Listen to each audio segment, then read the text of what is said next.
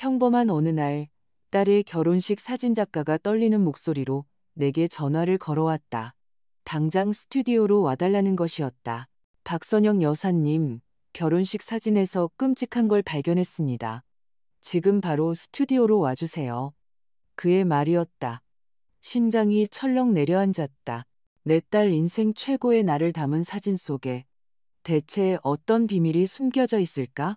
내가 곧 알게 될 사실은 모든 것을 바꾸어 놓을 것이고, 내가 5천만 원이나 들여 치러준 그 결혼식이 과연 진짜였는지 의심하게 만들 터였다. 그 전화가 걸려온 것은 목요일 오후, 내가 테라스에서 난초에 물을 주고 있을 때였다. 9월의 서울, 피부에 척척 달라붙는 습한 더위가 기승을 부리고 있었다. 받지 않을까 생각도 했다. 모르는 번호이니 분명 광고 전화일 터였다.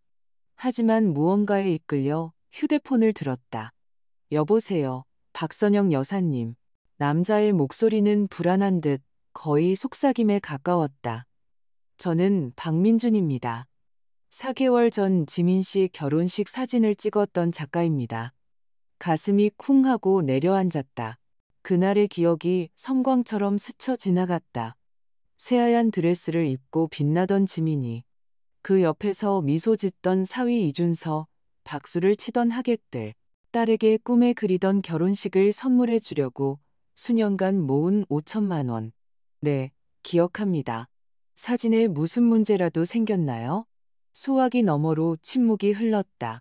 이윽고 더 낮아진 목소리가 이어졌다. 여사님, 직접 뵙고 드릴 말씀이 있습니다. 사진에서 뭔가를 발견했는데 아주 심각한 겁니다. 부디 내일 오전에 제 스튜디오로 와주십시오. 그리고 지민 씨에게는 아무 말도 하지 말아주세요. 중요합니다. 손이 떨리는 게 느껴졌다. 대체 어떤 건데요? 지금 말씀해 주세요. 전화로는 설명해 드릴 수 없습니다. 내일 오전 9시예요. 주소는 성수동입니다. 부디 혼자 와주세요, 여사님. 그는 내가 무언가 더 물어볼 틈도 없이 전화를 끊었다. 나는 물뿌리개를 손에 든 채 그 자리에 멍하니 서 있었다. 물은 계속 흘러나와 화분을 넘어 테라스 바닥에 흥건한 웅덩이를 만들었다. 심장이 미친 듯이 뛰었다. 그가 사진에서 무엇을 본 걸까?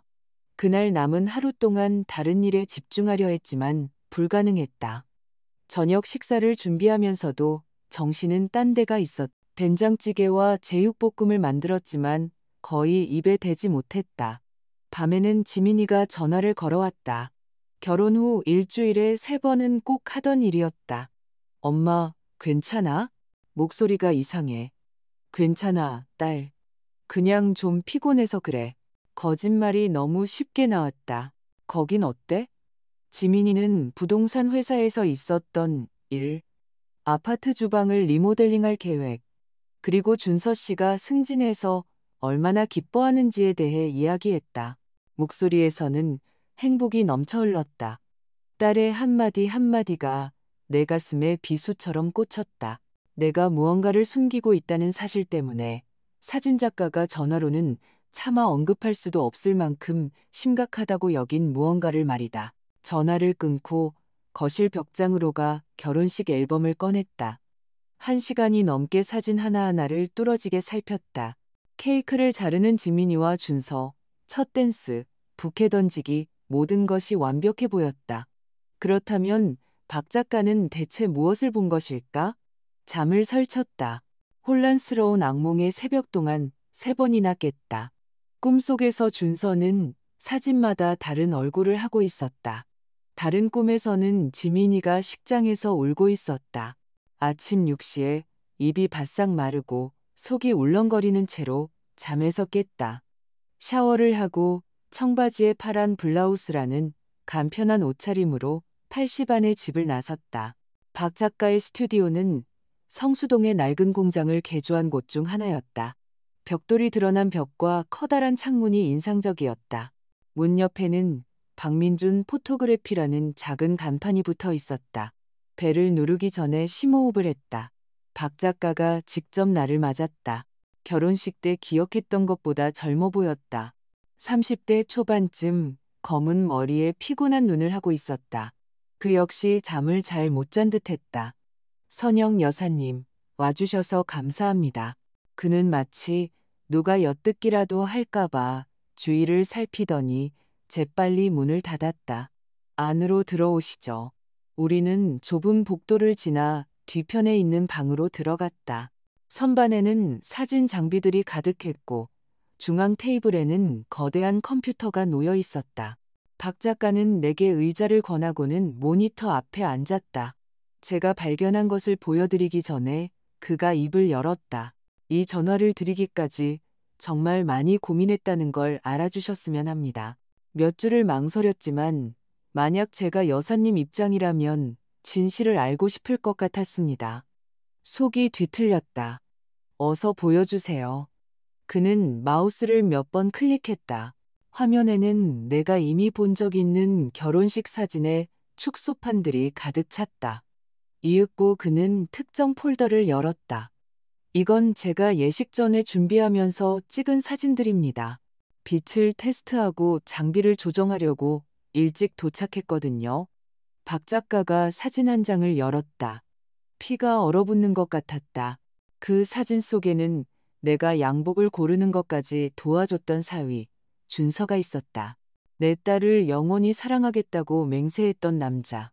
그는 예식장 복도 한편에 서 있었다. 아직 재킷은 입지 않은 채 넥타이를 느슨하게 풀고 있었고 다른 여인과 키스를 나누고 있었다. 그건 단순한 인사의 키스가 아니었다. 깊고 은밀한 입맞춤이었다. 그의 손은 여자의 염색한 금발 머리카락을 움켜쥐고 있었고 여자의 팔은 그의 목을 감싸고 있었다. 서로를 너무나 잘 아는 연인의 자세였다. 언제 찍은 거죠? 목소리가 잠겨 나왔다. 박 작가는 사진을 확대해 아래쪽 구석을 가리켰다. 메타데이터는 거짓말을 안 합니다. 날짜, 정확한 시간, 심지어 위치 정보까지 나와요.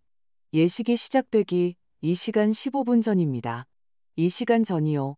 지민이가 미용실에서 머리를 손질하고 있을 동안, 내가 웨딩 플래너와 마지막 세부 사항을 조율하고 있을 동안 준서는 바로 그곳에서 결혼하기도 전에 내 딸을 배신하고 있었던 것이다.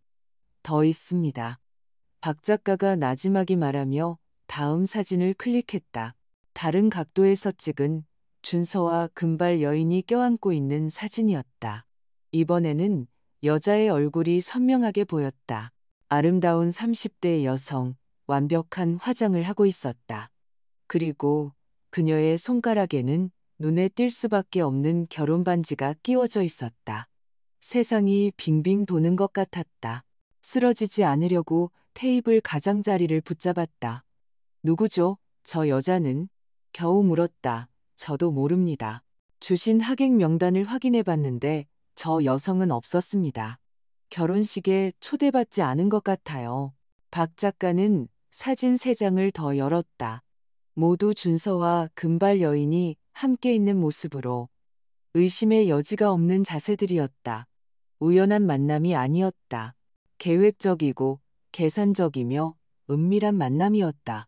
왜 그 복도에서 사진을 찍고 있었던 거죠? 내 목소리가 멀게 느껴졌다. 마치 다른 사람의 목소리 같았다. 다양한 각도를 시험해보고 자연광을 활용해보고 있었습니다. 창문을 통해 우연히 이 장면들을 포착하게 된 겁니다. 뭘 찍었는지 깨달았을 때 저도 충격을 받았습니다. 그가 나를 진지하게 바라보았다. 여사님, 저는 10년 차 전문 사진작가입니다. 별의별 일을 다 봤지만 이런 건 한 사람과 결혼식을 올리기 몇 시간 전에 그 사람을 배신하는 건 차원이 다른 문제입니다. 나는 마른 침을 삼켰다. 이 사진들이 진짜라고 날짜에 오류가 없다고 확신할 수 있나요? 박 작가는 컴퓨터에 기술 정보 창을 띄웠다. 숫자, 코드, 내가 거의 이해할 수 없는 정보들이었다. 이게 파일의 촬영 정보 데이터입니다. 날짜, 시간, 위치 좌표, 카메라 모델, 설정. 이걸 완벽하게 위조하는 건 불가능합니다. 이 사진들은 제가 말씀드린 시간과 장소에서 정확히 촬영된 겁니다. 그는 서랍에서 이동식 저장 장치 USB를 꺼냈다. 여기에 전부 복사해 두었습니다. 원본 사진, 메타데이터, 기술 문서까지요. 어떤 법정에서도 증거로 채택될 겁니다. 이제 여사님 겁니다. 최선이라 생각하시는 대로 하십시오. 나는 떨리는 손으로 USB를 받아 가방에 넣었다. 머릿속이 복잡했다. 준서는 왜 이런 짓을 했을까? 다른 여자가 있으면서 왜 지민이와 결혼한 걸까? 그것도 유부녀와 불륜 관계를 유지하면서. 답은 천천히 등줄기에 녹아내리는 얼음처럼 차갑게 다가왔다. 돈. 준서는 늘 미래에 대해, 투자에 대해, 어떻게 튼튼한 재정 기반을 다져야 하는지에 대해 이야기했었다. 하객들에게 물건 대신 현금으로 선물을 받자고 제안한 것도 그의 아이디어였다. 그게 더 실용적이잖아요, 어머님. 아파트 계약금으로 쓸 수도 있고요. 그들은 축의금으로 3천만 원을 걷었다. 지민이가 흥분해서 내게 말해주었었다. 결혼식 며칠 후, 이제는 그 동기가 너무나 명백해진 3천만 원. 여사님, 박 작가의 목소리가 나를 현실로 돌려놓았다. 제가 더 도와드릴 일이 있을까요? 나는 천천히 일어섰다. 다리가 납덩이처럼 무거웠다. 이미 많은 도움을 주셨어요. 제게 알려주셔서 감사합니다. 쉽지 않은 결정이었을 텐데요. 그가 문까지 나를 배웅했다. 정말 유감입니다. 나는 스튜디오를 나섰다. 내면의 한기와는 대조적으로 햇살이 강렬했다. 차에 탔지만 시동을 걸지 않았다. 그저 운전대를 잡고 앉아 숨을 고르려 애썼다. 내 딸, 내 지민이 이 사실을 어떻게 전해야 할까? 거의 1시간 동안 목적 없이 운전했다. 한강변을 따라 달리며 무심하게 걷는 사람들을 지나쳤다. 남산에 올라 서울 시내 전체를 내려다보았다. 단 한순간도 그 사진들, 준서의 배신, 지민이의 순진함을 떨쳐낼 수 없었다. 정오 무렵 집에 돌아왔다. 아파트는 너무나 고요했다. 부엌 식탁 위에 USB를 올려놓고 딸의 인생을 파괴할 수 있는 폭탄을 담고 있는 그 작은 물건을 바라보았다. 혹시 지민이도 알고 있었을까? 그 질문이 하루 종일 나를 괴롭혔다. 지민이가 준서의 불륜을 알면서도 그냥 받아들였을 가능성이 있을까? 아니, 내가 아는 내 딸은 그럴 아이가 아니었다. 그녀는 진심으로 그를 사랑했다. 남편에 대해 이야기할 때면 눈이 반짝였다. 결혼식은 그녀에게는 쇼가 아니었다. 하지만 그에게는 그랬다. 노트북을 켜고 USB를 꽂았다. 사진들이 화면에 나타났다. 확대된, 잔인할 정도로 선명한 사진들. 준서와 금발 여인, 입맞춤, 포옹, 두 연인 사이에 명백한 친밀감. 당장 지민이에게 전화해서 사진을 보내고 진실을 폭로할까 생각했지만 무언가가 나를 막았다. 행동하기 전에 상황을 더 잘 이해해야 했다. 정보가 더 필요했다. 휴대폰을 들고 동생 선미에게 전화했다. 동생은 부산에 살지만 언제나 나의 가장 가까운 조언자였다. 세 번째 신호음이 울리고 동생이 받았다. 언니, 웬일이야? 선미야, 할 얘기가 있어. 심각한 일이야. 내 목소리 톤에서 평범한 안부 전화가 아님을 알아차렸을 것이다. 동생은 잠시 침묵했다. 무슨 일인데? 나는 모든 것을 털어놓았다. 사진작가의 전화, 사진들, 금발 여인, 그녀의 결혼 반지, 그리고 타이밍. 예식 2시간 전. 선미는 내 말을 끊지 않고 들어주었다. 내가 말을 마치자 깊은 한숨을 내쉬었다. 세상에, 언니, 이건 정말. 할 말이 없네. 어떻게 해야 할지 모르겠어. 지민이한테 이걸 어떻게 말해? 말해야지. 자기가 누구랑 결혼했는지 알 권리가 있어. 선미의 목소리는 단호했다. 하지만 그 전에 좀 더 알아봐야 해. 그 여자가 누군지, 도대체 무슨 일이 벌어지고 있는지 파악해야지. 내가 그걸 어떻게 알아봐? 준서 친구 중에 아는 사람 없어? 뭔가 알만한 사람. 나는 생각에 잠겼다. 준서는 가까운 친구가 거의 없었다.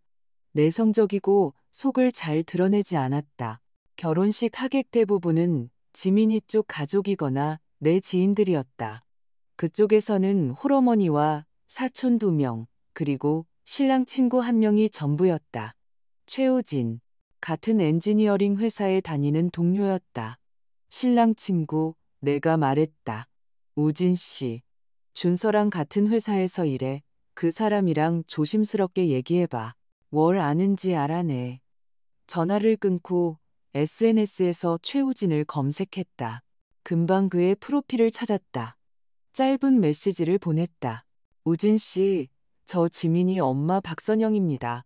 드릴 말씀이 있는데 잠시 얘기 좀 할 수 있을까요?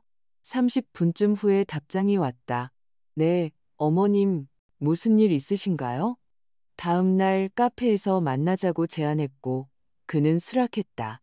그날 밤은 전날보다 더 끔찍했다. 눈을 감을 때마다 준서가 그 여자와 키스하는 모습이 보였다. 재단에서 미소 짓는 지민이가 보였다. 자신이 거짓말쟁이와 결혼하고 있다는 사실을 꿈에도 모른 채. 금요일 아침 나는 신중하게 옷을 차려입었다. 침착하고 평온해 보이고 싶었다.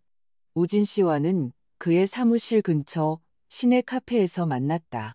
그는 회색 정장에 서류 가방을 든 채 정시에 도착했다. 그는 예의 바른 미소로 인사했다. 어머님, 오랜만입니다. 지민이는 잘 지내죠? 잘 지내요. 나는 자리에 앉아 단도직입적으로 말했다. 돌려 말할 인내심이 없었다. 우진 씨, 준서에 대해 몇 가지 물어볼 게 있어요. 그리고 솔직하게 대답해 주셨으면 해요. 그의 미소가 흔들렸다. 무슨 질문이신데요? 나는 심호흡을 했다. 준서, 바람 피우고 있죠. 우진 씨는 새파랗게 질렸다. 그의 시선이 테이블로 향했다. 이어진 침묵이 모든 것을 말해주었다. 알고 있었군요. 내가 나지막이 말했다. 뭔가 알고 있죠? 그는 눈에 띄게 불편한 듯 머리를 쓸어 넘겼다. 어머님, 제가 이래도 되는지. 우진 씨, 내 목소리는 생각보다 차갑게 나갔다. 내 딸은 그 사람과 결혼한 지 4개월 됐어요. 제가 알아야 할 게 있다면 지금 말해줘요. 그는 깊은 한숨을 쉬고는 주위를 둘러보았다. 아무도 우리 얘기를 듣지 않는다는 것을 확인하려는 듯했다. 그리고는 몸을 앞으로 숙여 낮은 목소리로 말했다. 준서, 유나라라는 여자랑 만나는 사이예요. 그 여자도 결혼했고요. 복잡해요. 속이 뒤틀렸다. 얼마나 됐죠? 1년 넘었을 거예요. 아마 2년 가까이. 확실하진 않아요. 우진 씨는 진심으로 괴로워 보였다. 어머님, 제가 말렸어요. 그렇게 아라 씨를 만나면서 지민 씨랑 결혼하는 건 아니라고 했어요. 하지만 준서는 결혼하고 나면 아라 씨랑 끝낼 거라고 우선 안정을 찾아야 한다고 했어요. 안정이라. 나는 씁쓸함이 묻어나는 목소리로 되뇌었다. 결혼 축의금을 챙기겠다는 뜻이었겠죠. 우진 씨는 고개를 숙였다. 그렇게 믿고 싶진 않지만 모르겠어요. 준서는 항상 돈이나 지위에 관심이 많았어요. 그런 걸 알면서도 신랑 친구 역할을 했고요. 어떻게 해야 할지 몰랐어요. 우진 씨는 절망적으로 보였다. 준서는 제 오랜 친구예요. 결혼하면 정신 차릴 거라고, 성숙해질 거라고 생각했어요. 그리고 지민 씨는 너무 행복해 보였고요. 나는 벌떡 일어섰다. 의자가 바닥에 끌리며 끼익 소리를 냈다. 지민이가 행복한 건 거짓말 속에서 살고 있기 때문이에요. 내 딸은 진실을 알 자격이 있었고 당신은 침묵했어요. 어머님, 제발. 하지만 나는 이미 카페를 빠져나가고 있었다. 그에게 더 할 말은 없었다. 우진 씨는 침묵의 공범이었다. 그는 알면서도 아무것도 하지 않았다. 차 안에서 머릿속은 전쟁터였다. 한쪽에서는 당장 지민이에게 전화하고 싶었지만 다른 한쪽에서는 딸의 행복을 파괴하는 것이 두려웠다. 하지만 그건 가짜 행복이었다. 거짓과 배신 위에 세워진 환상. 나는 지민이에게 말하기 전에 준서와 직접 대면해야겠다고 결심했다. 그는 내가 안다는 사실을 알아야 했다. 그 사진들에 대해 해명할 기회를 가져야 했다. 비록 어떤 해명도 상상할 수 없었지만 말이다. 그에게 문자를 보냈다. 준석은 나랑 둘이서만 할 얘기가 있네. 급한 일이야. 15분 뒤에 답이 왔다. 지민이한테 무슨 일 있나요? 아니, 자네에 관한 일이야. 내일 오전 10시에 우리 집으로 오게. 지민이한테는 아무 말도 하지 말고 긴 침묵이 흘렀다. 그리고 알겠습니다라는 답이 왔다. 토요일 내내 나는 그 대면을 위해 마음의 준비를 했다. 무슨 말을 할지, 어떻게 사진을 보여줄지, 어떻게 진실을 요구할지 연습했다. 하지만 10시 정각에 준서가 초인종을 눌렀을 때 나의 모든 준비는 허공으로 사라졌다. 그는 언제나 내게 짓던 그 편안한 미소를 지으며 들어왔다. 안녕하세요, 어머님. 궁금하게 해드려서 죄송해요. 문자 받고 걱정돼서요. 별일 없으시죠? 나는 문을 닫고 그와 마주 섰다. 앉게. 내 목소리에 무언가가 그의 미소를 사라지게 했다. 그는 긴장한 채 소파에 앉았다. 나는 이미 사진을 열어둔 노트북을 가져와 그의 앞 커피 테이블 위에 놓았다. 이거 설명해봐. 준서는 화면을 보았다. 그가 사진을 알아보는 바로 그 순간을 나는 목격했다. 그의 눈이 커지고 얼굴에서 핏기가 가셨다. 그는 몇 번 입을 번긋거렸지만 말을 잇지 못했다. 이거 어디서 나셨어요? 내 질문에나 대답하게. 저 여자 누구야? 그는 얼굴을 쓸어내렸다. 어깨가 축 처졌다. 잠시 그가 부인하거나 값싼 변명을 둘러댈 거라고 생각했다. 하지만 놀랍게도 그는 말했다. 알아요. 우진 씨가 말했던 바로 그 이름. 확인을 받자 가슴이 더욱 조여왔다. 그리고 자네는 내 딸과 결혼하기 2시간 전에 저 여자와 함께 있었지. 준서는 대답하지 않고 자신의 손만 내려다보았다. 2시간 전, 내 목소리가 높아졌다.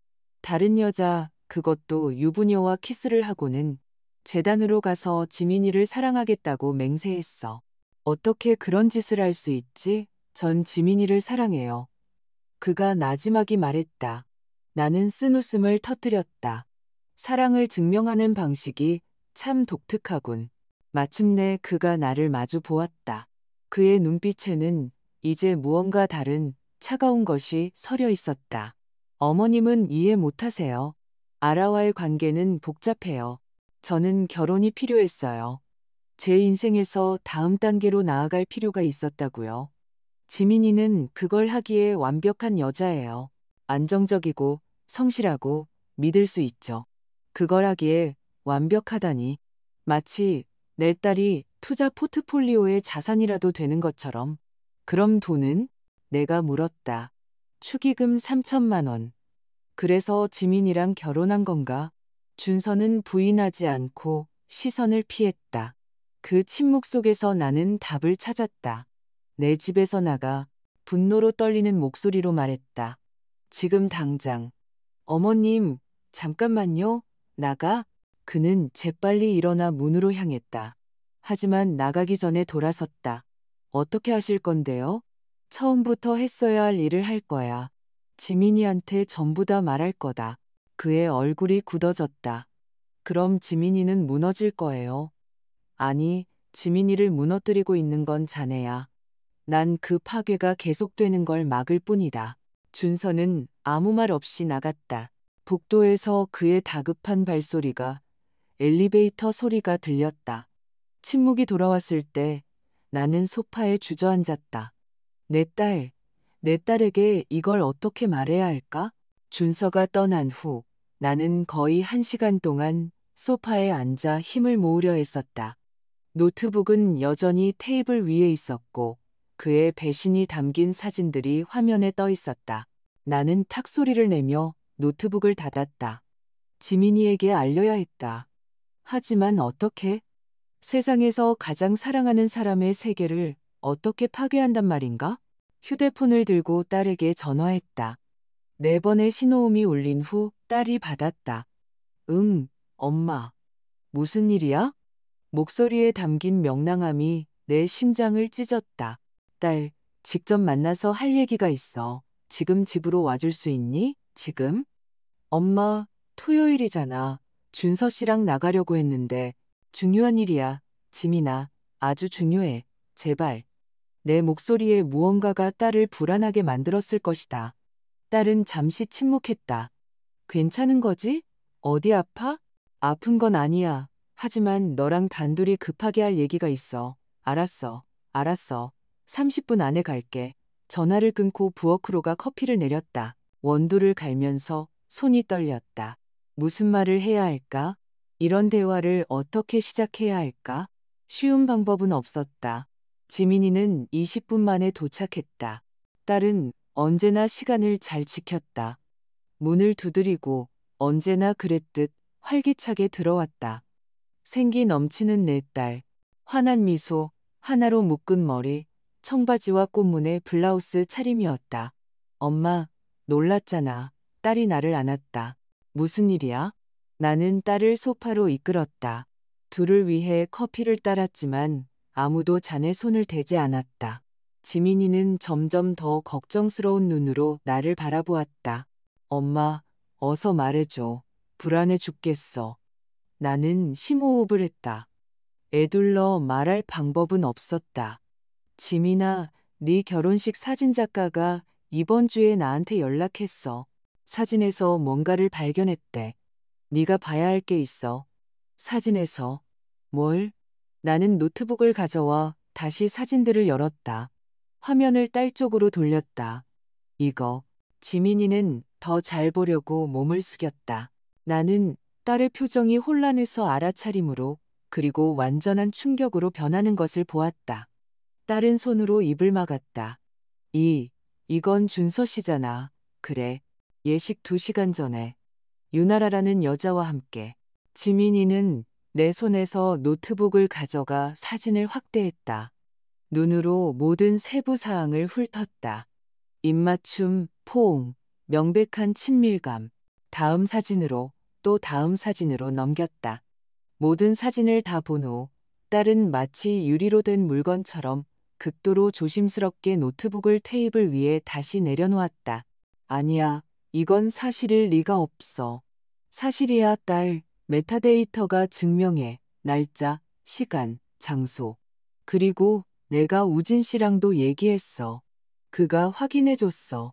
준서는 저 여자랑 1년 넘게 바람을 피우고 있었대. 지민이는 고개를 저었다. 아니야, 우진 씨가 거짓말하는 거야. 사진작가가 사진을 조작한 거고, 이건, 지민아, 나는 딸의 손을 잡았다. 내가 오늘 오전에 준서를 만났어. 그가 인정했어. 널 사랑하지만 아라와의 관계가 복잡하다고 하더구나. 내 말이 아니라 그 사람 말이야. 나는 진실이 딸의 방어막을 뚫는 바로 그 순간을 보았다. 눈에 눈물이 가득 고였다. 얼굴이 일그러졌다.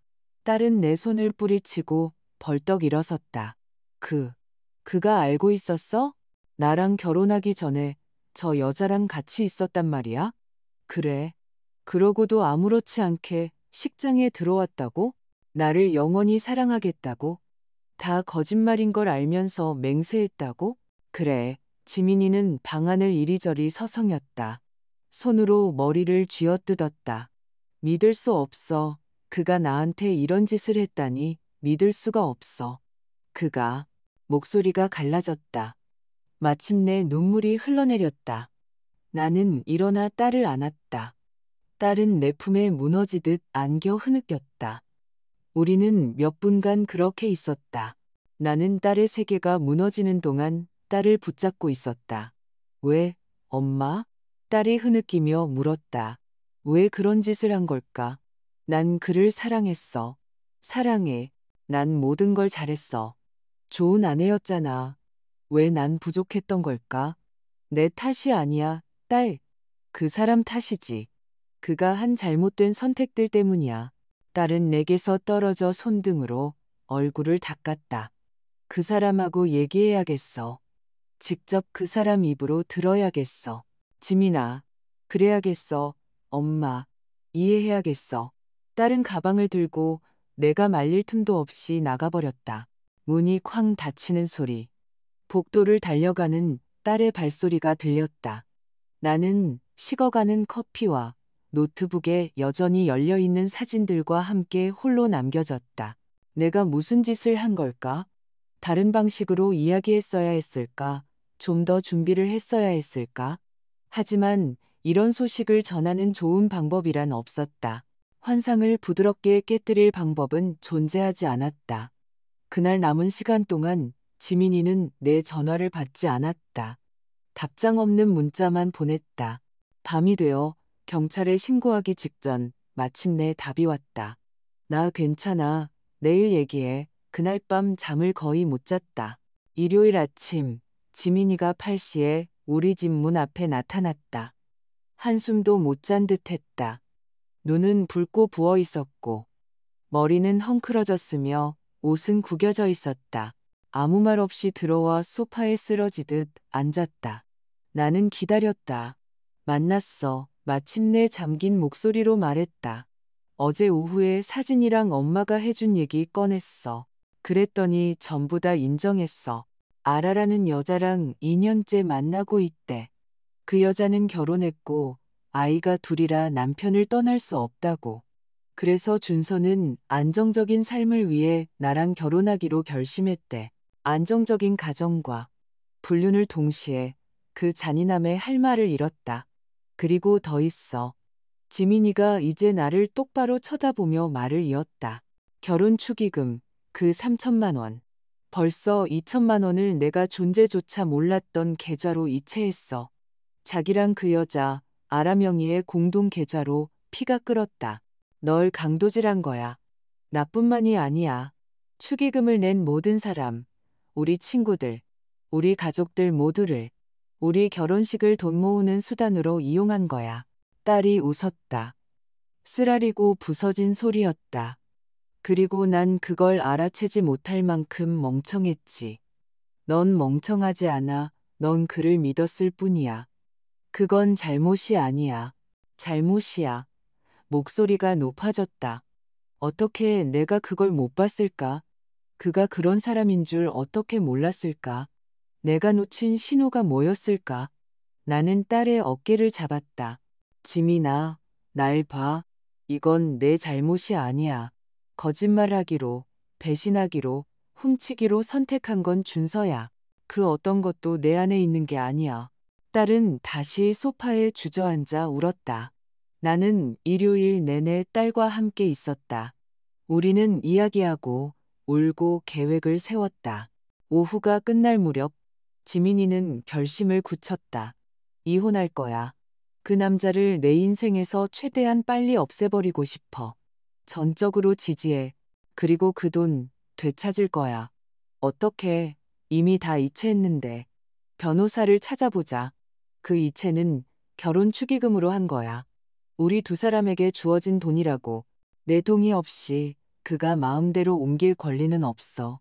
관련 판례가 있을 거야. 월요일 아침 나는 친구가 추천해준 이혼 전문 변호사인 최수진 변호사님과 상담을 잡았다. 지민이를 데리고 갔다. 최 변호사님은 시내가 내려다 보이는 세련된 사무실에서 우리를 맞았다. 우리는 모든 것을 이야기했다. 사진, 배신, 2년간의 불륜, 이체된 돈. 최 변호사님은 무표정한 얼굴로 전문적으로 메모했다. 두 분, 우리가 말을 마치자 그녀가 말했다. 아주 강력한 케이스를 가지고 계십니다. 사진은 불륜의 증거이고 무단 이체는 횡령에 해당합니다. 이혼 소송을 제기하면서 돈의 반환뿐만 아니라 정신적 피해에 대한 위자료도 청구할 수 있습니다. 얼마나 걸릴까요? 지민이가 물었다. 상황에 따라 다릅니다. 그가 순순히 응하면 몇 달 안에 끝나지만 맞서 싸우면 1년 이상 걸릴 수도 있습니다. 하지만 이 정도 증거라면 그가 맞서는 건 어리석은 짓이죠. 우리는 그날 바로 계약서에 서명했다. 최 변호사님은 즉시 서류 준비에 착수했다. 이혼 소송. 금전 반환 및 위자료 청구. 변호사 사무실을 나왔을 때 지민이는 달라 보였다. 여전히 상처받고 망가졌지만 이전에는 없었던 결의의 빛이 눈에 서려 있었다. 엄마, 진실을 밝혀줘서 고마워. 내가 아플 걸 알면서도 말해줘서. 그리고 이렇게 내 곁에 있어줘서. 나는 길 한복판에서 주위 사람들의 시선은 아랑곳하지 않고 딸을 끌어안았다. 언제나 내 곁에 있을 거야, 딸, 언제나. 그 후 며칠 동안 일은 빠르게 진행되었다. 최 변호사님이 이혼 소송을 시작했다. 준서는 소장을 받았다. 그는 지민이에게 수십 번 전화했지만 딸은 그의 번호를 차단했다. 아파트에 찾아오려고 했지만 딸은 자물쇠를 바꿨다. 이혼 소식은 빠르게 퍼졌다.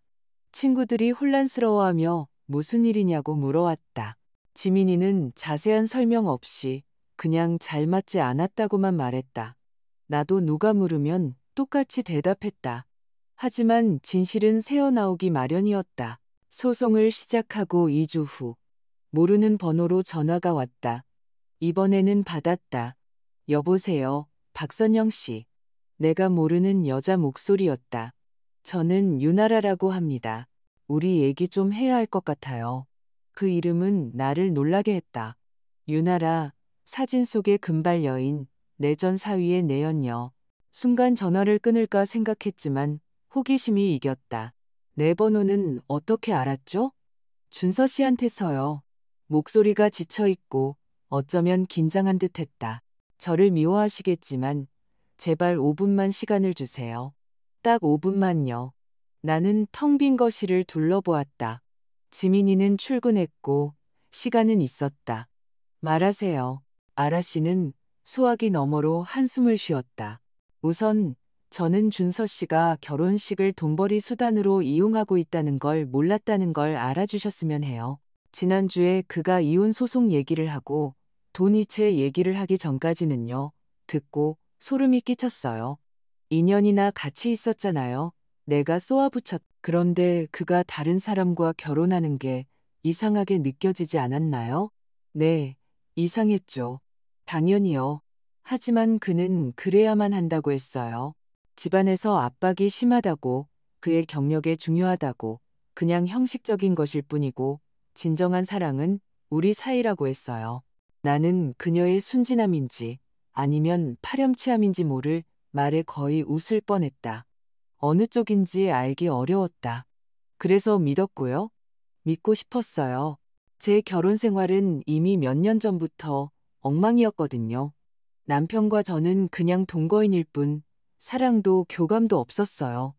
준서 씨는 저를 다시 살아있게 만들어줬어요.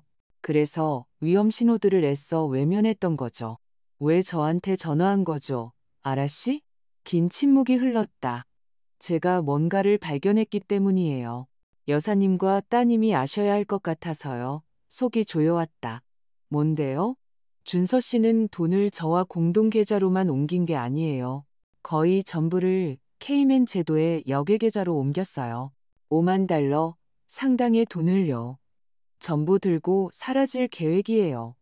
나는 의자에 털썩 주저앉았다. 어떻게 알죠? 서류를 봤어요. 그가 집에 노트북을 열어두고 나갔는데 계좌 내역서, 해외 송금 내역 전부 다요.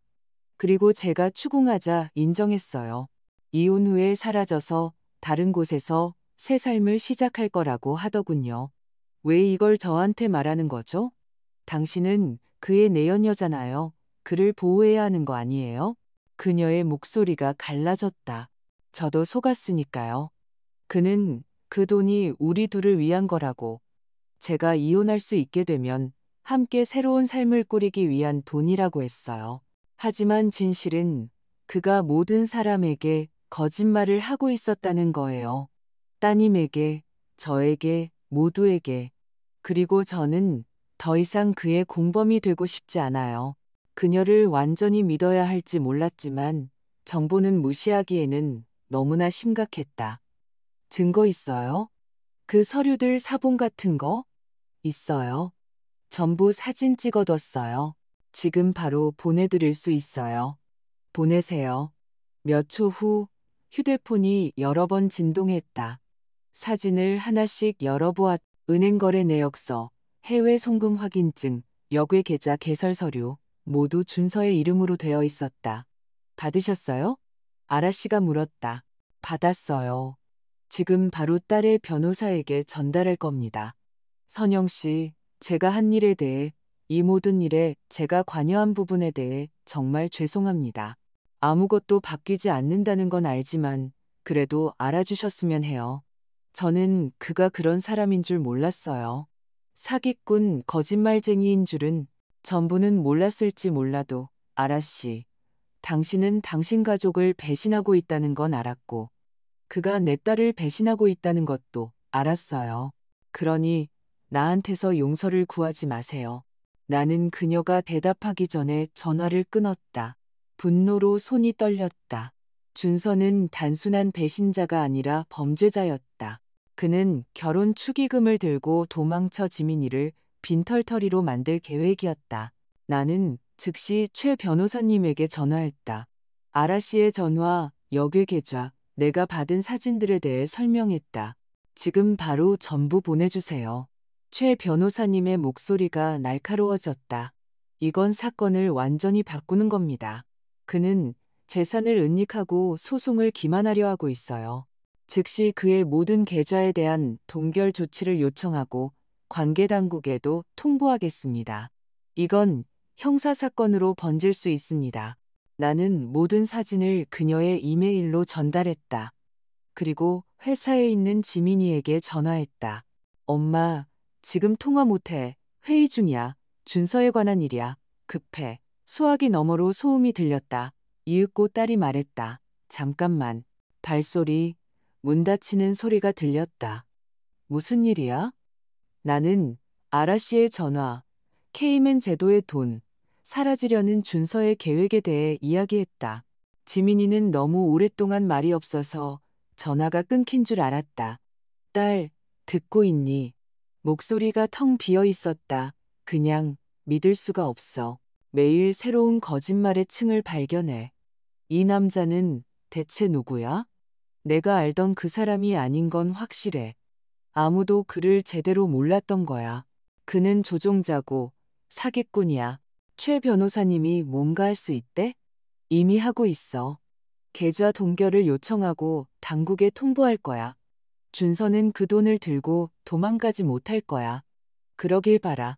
엄마, 만약 그가 성공한다면 그 돈은 나만의 것이 아니야.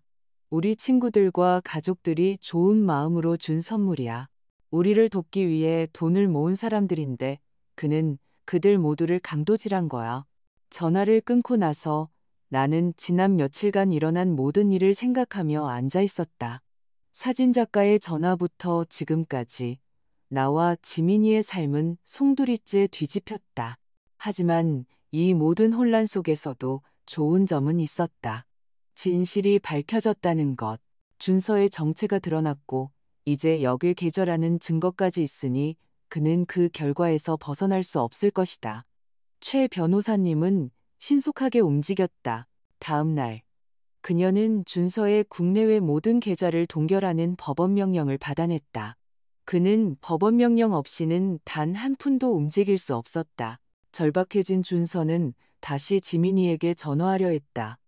연락이 닿지 않자 내게 전화했다. 무슨 말을 하는지 드러나 보려고 전화를 받았다. 어머님, 제발요.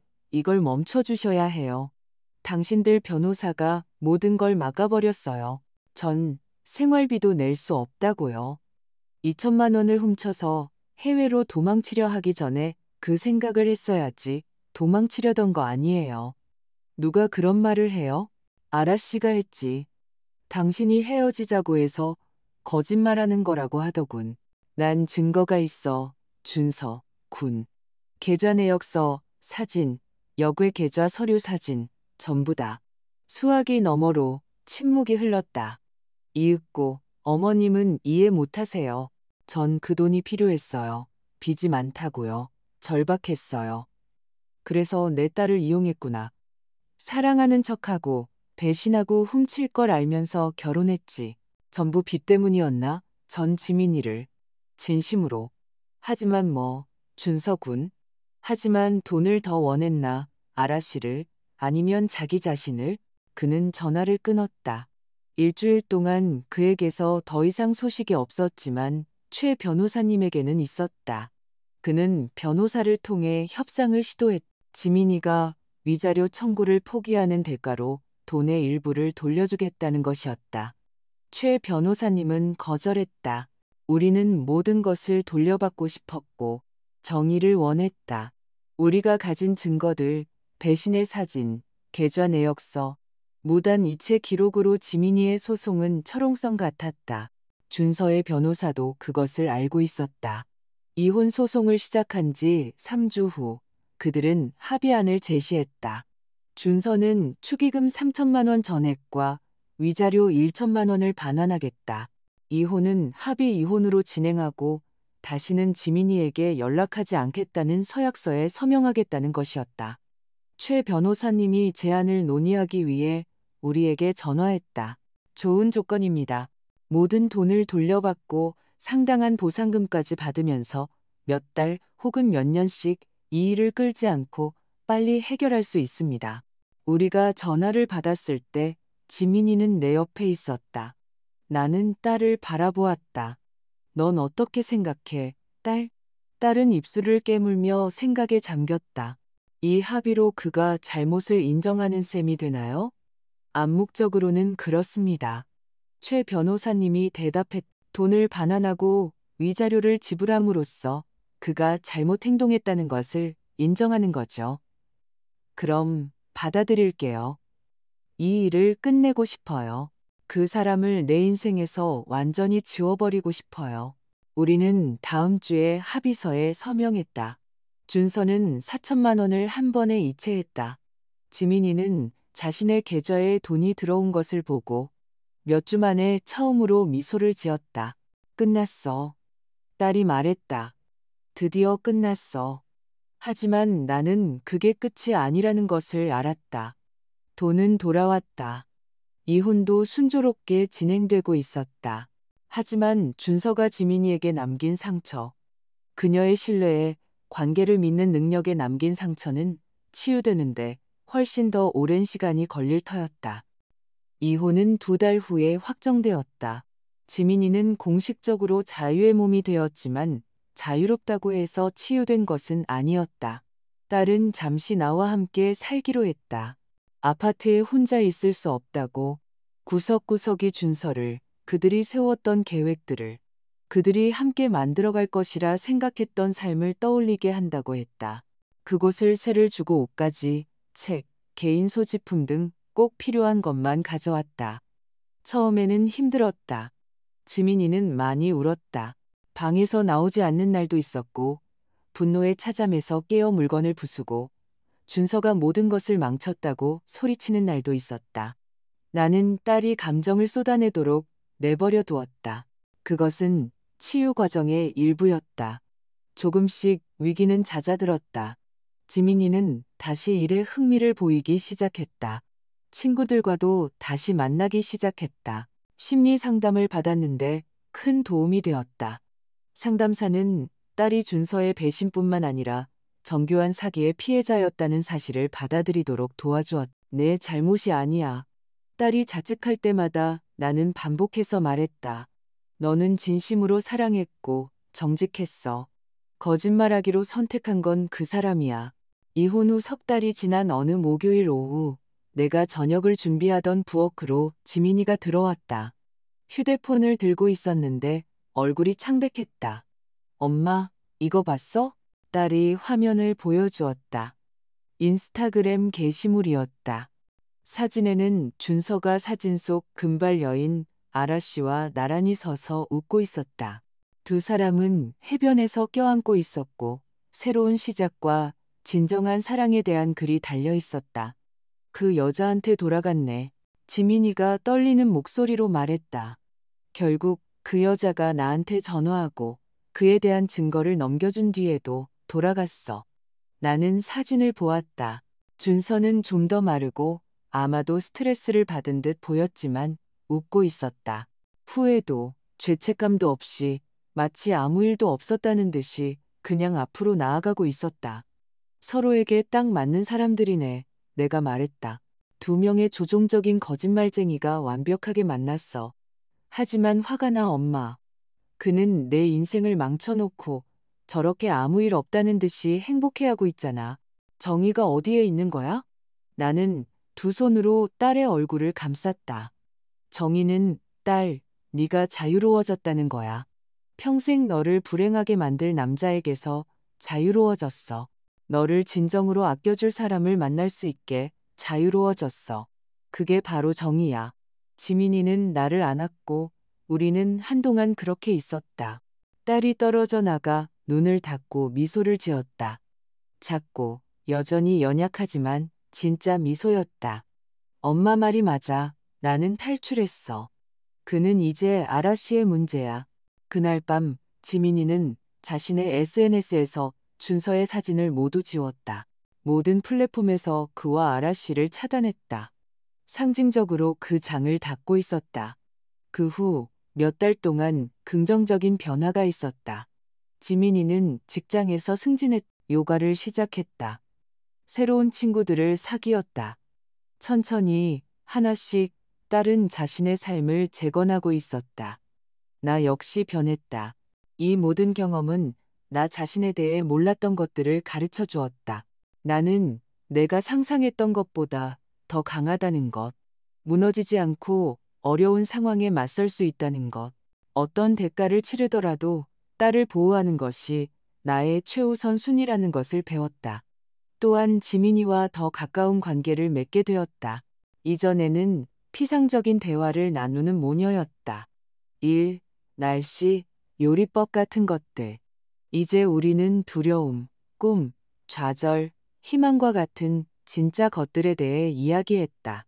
위기는 수년간의 평온함이 해내지 못한 방식으로 우리를 가깝게 만들었다. 이혼 후 6개월, 평온한 토요일 오후에 내 휴대폰이 울렸다. 또다시 모르는 번호였다. 이번에는 망설이지 않고 받았다. 여보세요, 박선영 씨. 정중한 남자 목소리였다. 저는 서울지방경찰청 김영사입니다. 이준서 씨와 관련된 사기 사건을 수사하고 있습니다. 잠시 통화 가능하실까요? 심장이 빨리 뛰었다. 네, 그럼요. 이준서 씨가 따님 결혼식에서 사기를 쳤다는 사실을 알고 계십니까? 네, 저희가 고소했었습니다. 합의를 통해 돈을 돌려받았고요. 그렇군요. 하지만 아마 모르시는 사실이 있을 겁니다. 피해자가 두 분만이 아니라는 겁니다. 저희는 이준서 씨와 관계를 맺었던 다른 3명의 여성으로부터 추가 고소장을 접수했습니다. 그는 항상 같은 수법을 썼습니다. 사랑에 빠진 척하고 투자나 긴급 상황을 핑계로 돈을 빌린 뒤 사라지는 거죠. 저희는 형사소송을 위해 증거를 모으고 있습니다. 나는 할 말을 잃었다. 다른 3명의 여성이 더 있다니. 네, 그렇습니다. 한 분은 5천만 원, 다른 분은 3천만 원, 세 번째 분은 2,500만 원을 잃었습니다. 그는 전문 사기꾼입니다. 연인 관계를 이용해 피해자들로부터 돈을 갈취해왔습니다. 나는 지민이를 생각했다. 자신이 얼마나 특별하고 선택받고 사랑받는다고 느꼈을까. 그리고 그 모든 것이 준서가 새로운 피해자마다 반복했던 연습된 연극 대본에 불과했다. 제가 뭘 도와드리면 될까요? 형사님, 어머님의 증언과 가지고 계신 모든 증거가 필요합니다. 메시지, 사진, 금융 서류 등 그에 대한 소송을 제기하는 데 도움이 되는 모든 것이요. 전부 가지고 있습니다. 제 딸도 마찬가지고요. 언제 가면 될까요? 월요일 오전 10시로 잡아도 괜찮을까요? 그때 가겠습니다. 지민이에게 이 사실을 말하자 딸은 충격을 받았다. 다른 여자들도, 다른 사람들한테도 이런 짓을 했다고? 그래, 여러 명에게. 그리고 우리가 폭로하지 않았다면 아마 계속했을 거야. 지민이는 무겁게 주저앉았다. 그럼 난 그에게 특별하지도 않았던 거네. 그냥 또 다른 한 명, 또 다른 목표물이었을 뿐이야. 그렇게 생각하지 마. 너는 특별해. 언제나 그랬어. 그가 쓰레기였을 뿐이고 이제 그는 죗값을 치를 거야. 월요일 우리는 경찰서로 갔다. 김 형사님이 회색 벽과 금속 테이블이 있는 작은 방에서 우리를 맞았다. 우리는 2시간 동안 상세한 증언을 했다. 지민이는 관계, 결혼, 배신의 발견에 대해 이야기했다. 나는 박 작가의 사진, 아라 씨의 전화, 역의 계좌에 대해 말했다. 김 형사님은 메모하고 모든 것을 녹음하고 명확한 설명을 요구했다. 우리가 끝났을 때 그는 녹음기를 끄고 말했다. 2분, 방금 결정적인 증거를 제공해 주셨습니다. 이것과 다른 피해자분들이 주신 증거를 합치면 저희는 확실한 사건을 구성할 수 있습니다. 검찰은 다중 사기 혐의로 기소할 겁니다. 이준서 씨는 형사처벌을 받게 될 겁니다. 감옥에 갈 수도 있나요? 지민이가 물었다. 그럴 수 있습니다. 유죄 판결을 받으면 사기죄의 형량은 징역 1년에서 10년 사이입니다. 피해자가 여럿인 점을 감안하면 형량이 가중될 수 있습니다. 우리는 경찰서를 나오면서 묘한 기분을 느꼈다. 행복이라고는 할 수 없지만 정의에 가까운 무언가였다. 준서는 돈이나 평판을 잃는 것뿐만 아니라 자신의 범죄에 대해 법의 심판을 받게 될 것이었다. 몇 주 후 검찰은 준서를 기소했다. 그는 사건의 사기 혐의로 기소되었다. 지역 신문에 기사가 났다. 연애 빙자 사기로 여러 여성 올린 남성 구속. 지민이는 지인들로부터 지지를 표하는 메시지를 받았다. 어떤 이들은 항상 준서가 이상했다고 말했다. 다른 이들은 전혀 의심하지 않았다고 인정했다. 중요하지 않았다. 중요한 것은 진실이 밝혀졌다는 것이었다. 재판은 6개월 뒤로 잡혔다. 우리 변호사인 최수진 변호사님은 증거를 고려할 때 유죄 판결 가능성이 높다고 말했다.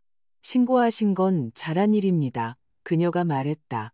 2분 자신을 위해서뿐만 아니라 그가 앞으로 해를 끼쳤을지도 모르는 모든 다른 여성들을 위해서도요. 재판을 앞둔 몇 달은 이상했다. 지민이는 삶을 이어가려 애썼지만 준서의 그림자는 여전히 우리 위에 드리워져 있었다. 그는 모르는 번호나 SNS 가짜 계정을 통해 몇 번 연락을 시도했다. 지민이는 즉시 모든 것을 차단했다.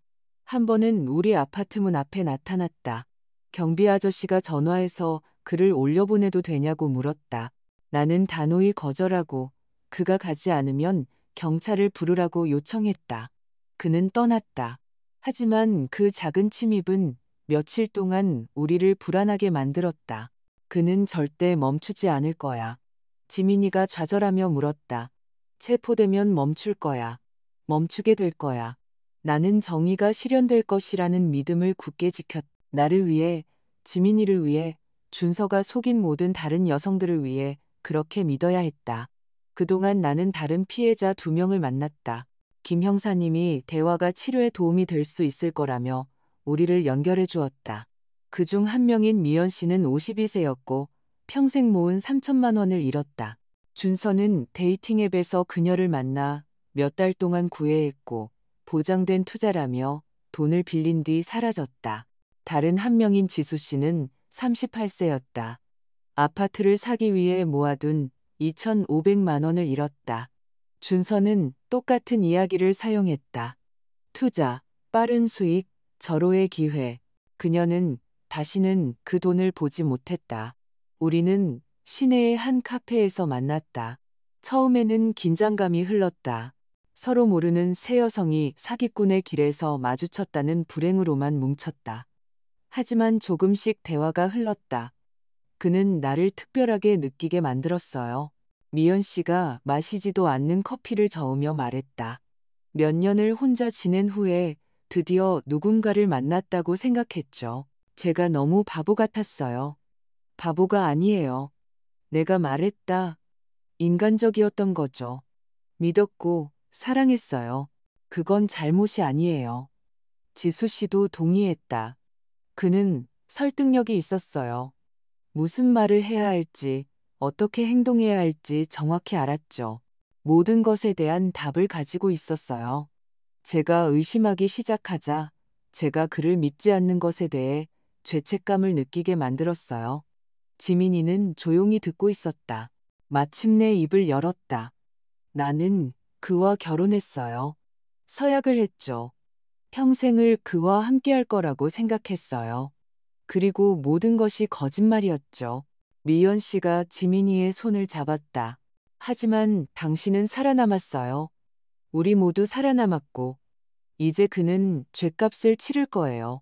그날 오후는 우리 사이에 유대감을 만들어 주었다.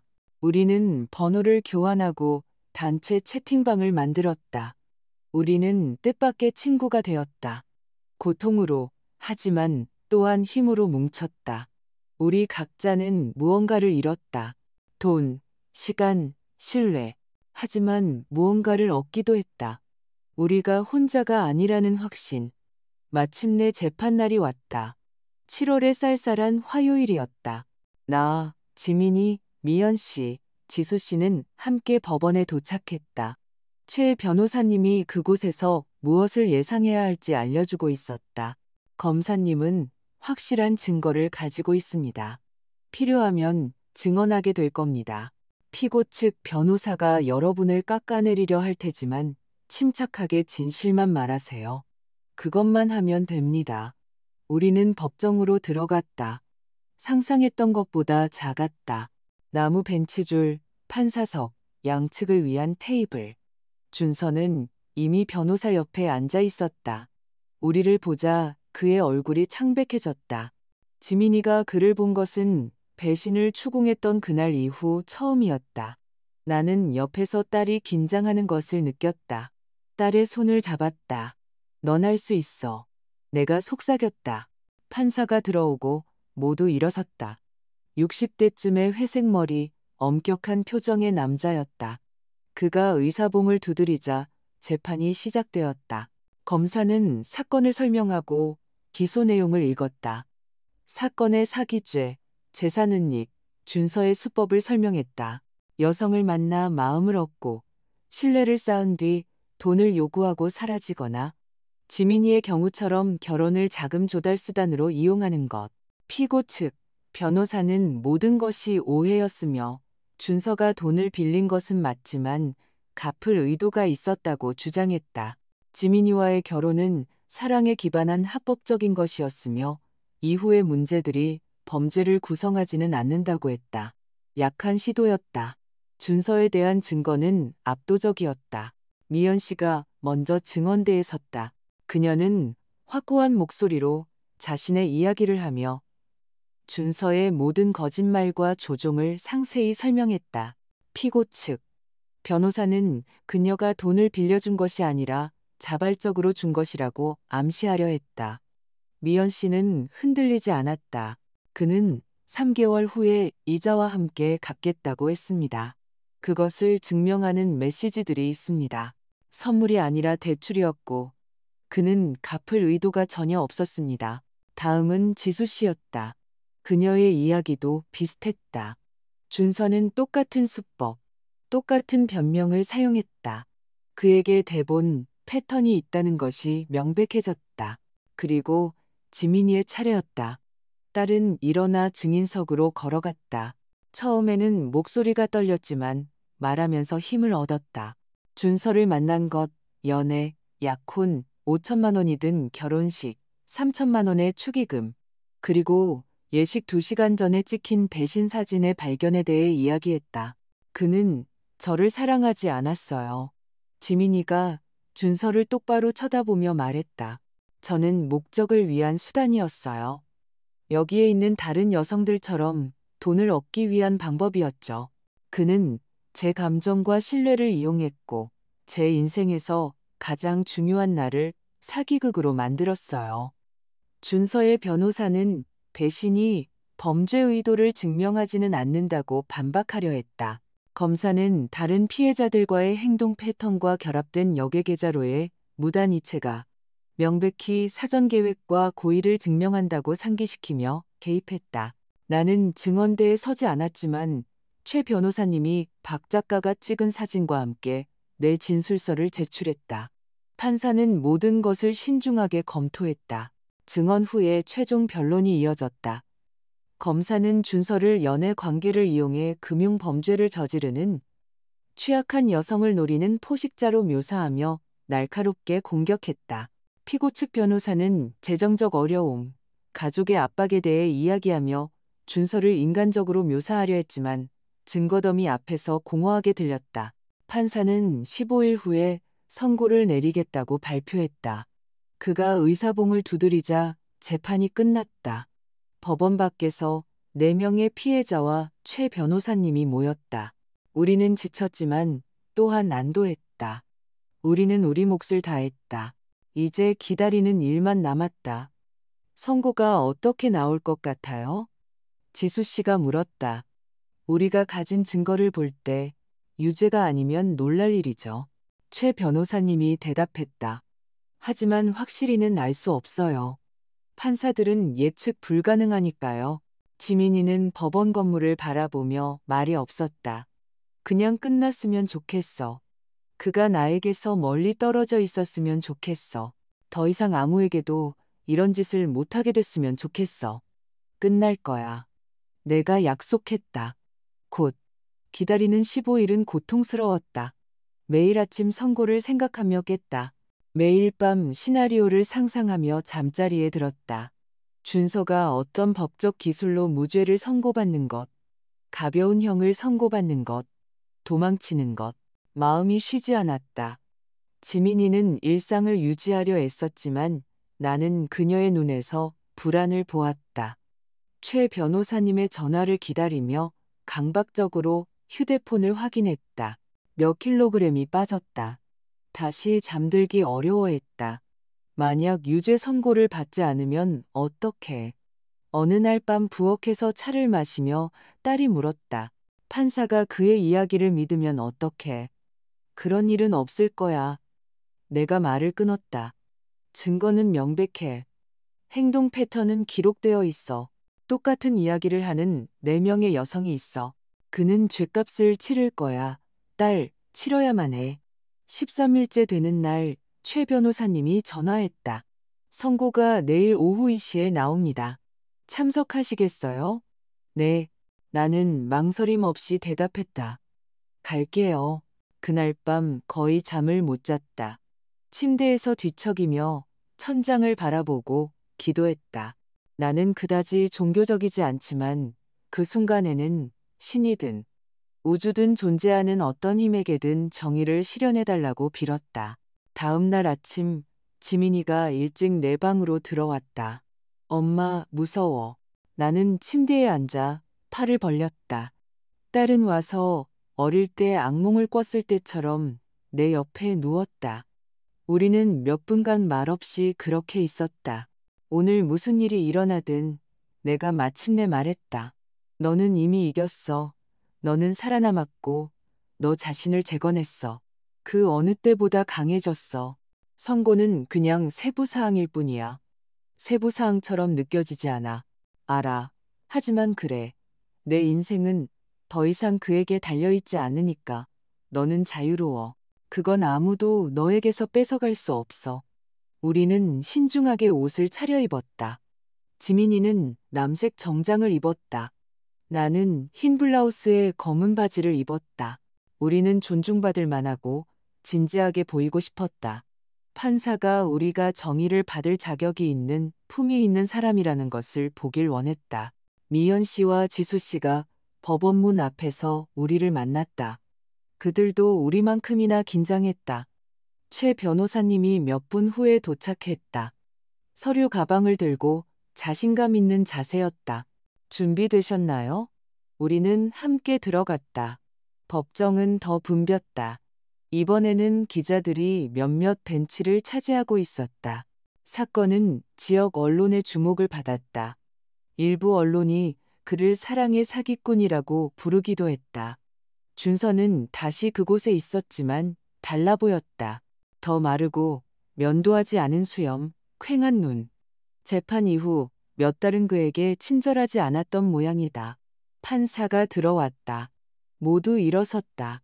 심장이 너무 세게 뛰어서 법정 안에 모든 사람이 들을 수 있을 것 같았다. 판사는 자리에 앉아 안경을 고쳐 쓰고 선고를 읽기 시작했다.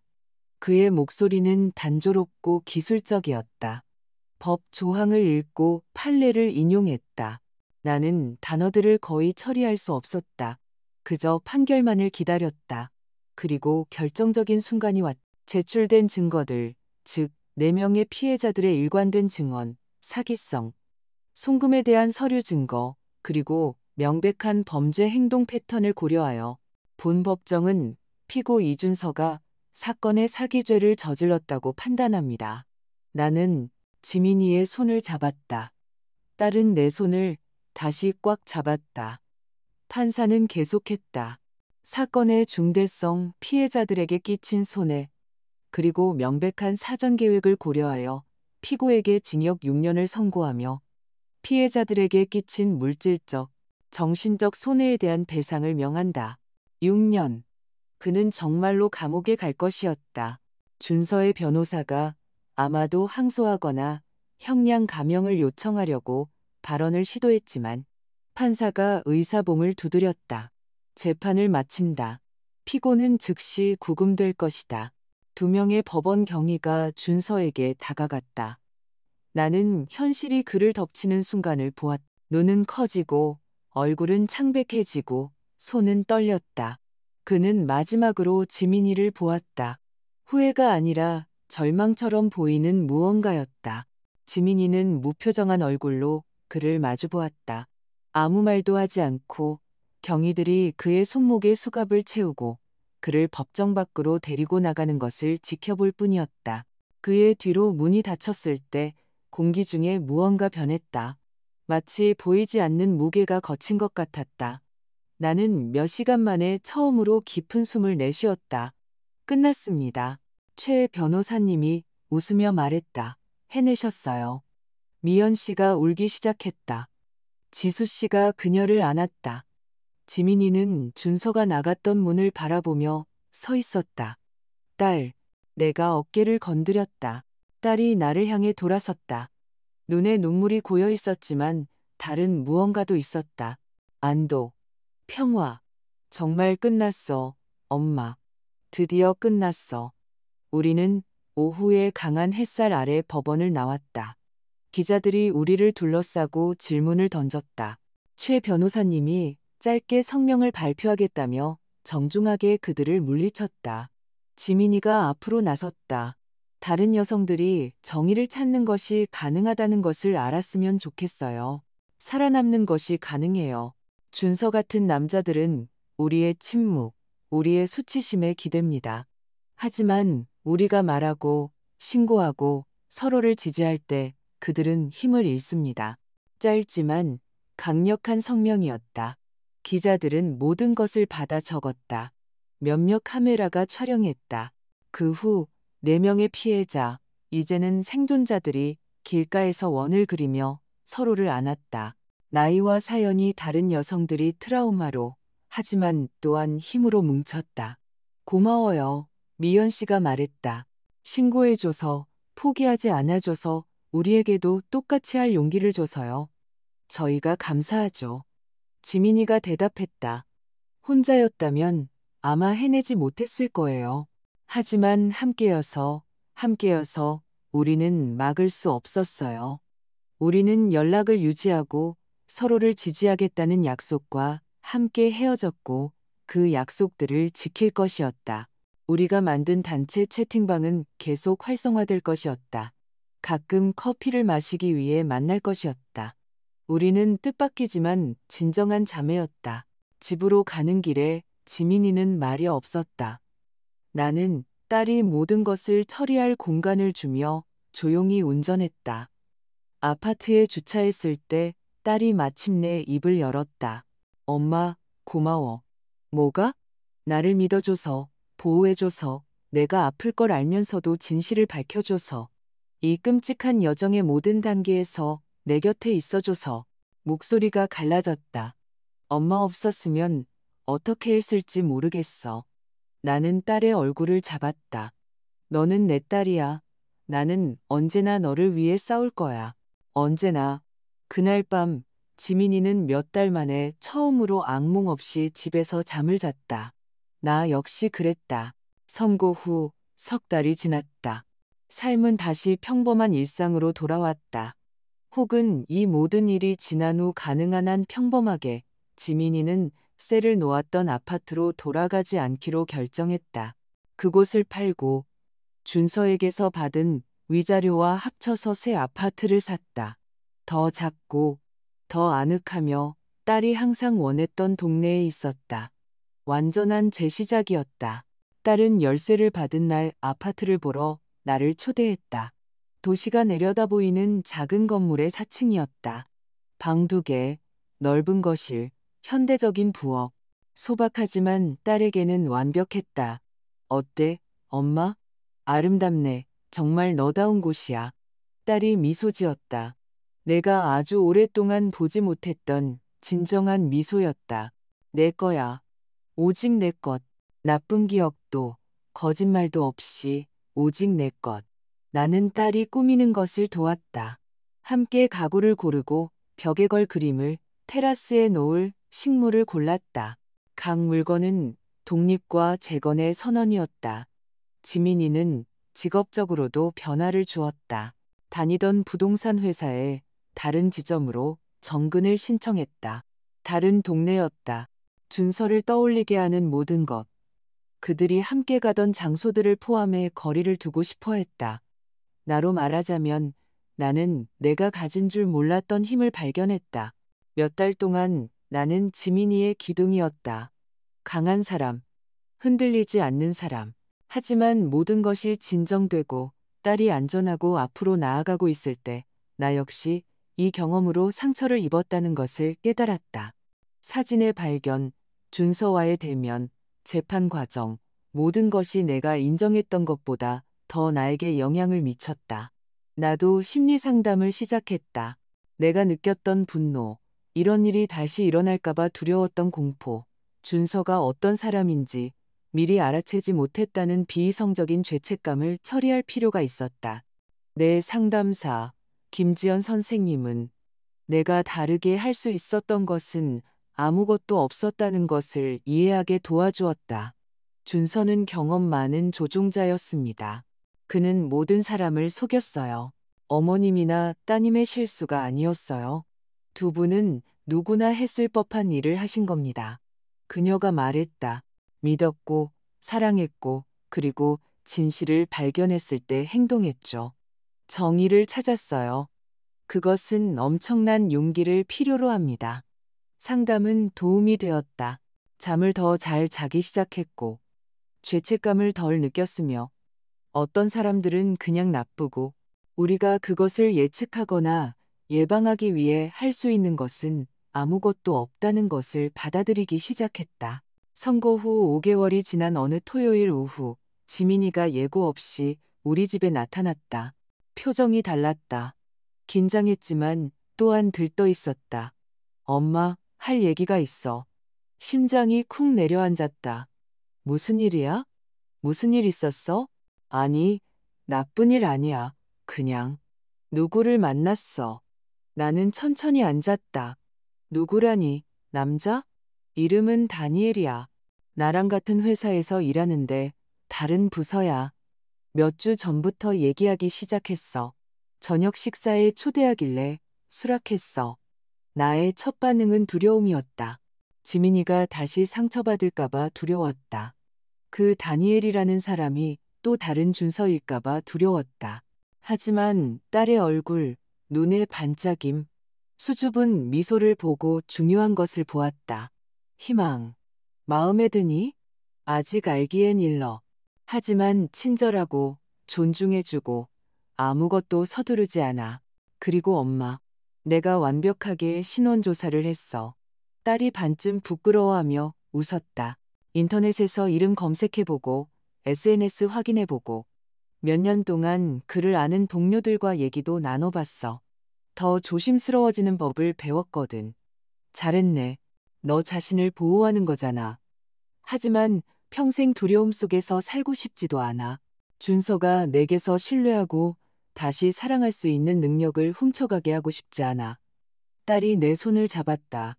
그래서 천천히 갈 거야. 다니엘을 알아갈 거야. 이게 어디로 이어질지 볼 거야. 하지만 이번에는 눈을 크게 뜨고 나는 딸을 안았다. 네가 자랑스러워.